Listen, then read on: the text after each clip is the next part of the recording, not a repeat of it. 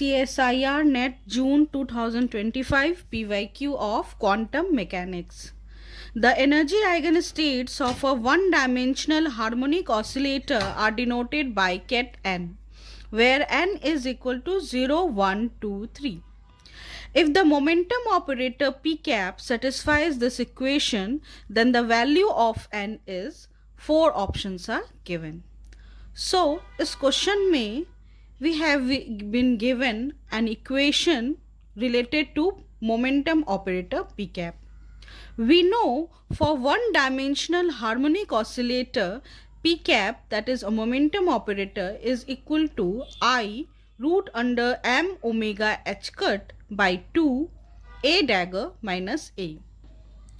अब अगर इस मोमेंटम ऑपरेटर पी कैप को इस इक्वेशन में लिखें तो न्यूमरेटर और डिनोमिनेटर में ये जो वैल्यू है i root under m omega h cut by 2 ये एक कांस्टेंट है तो वो कट जाएगा.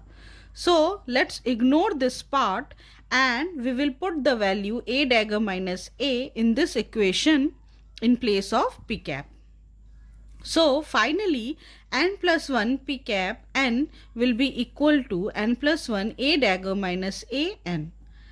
यहाँ इन दोनों को सेपरेट कर देंगे और फिर we have n plus 1 a dagger n minus n plus 1 a n. a dagger which is raising operator जब वो n पर स्टेट n पर ऑपरेट होगा तो ये स्टेट n प्लस 1 बन जाएगा और इसका वैल्यू होगा root under n plus 1. So finally we will get root under n plus 1 n plus 1 and n plus 1 because these two states are equal. So its value will be equal to 1.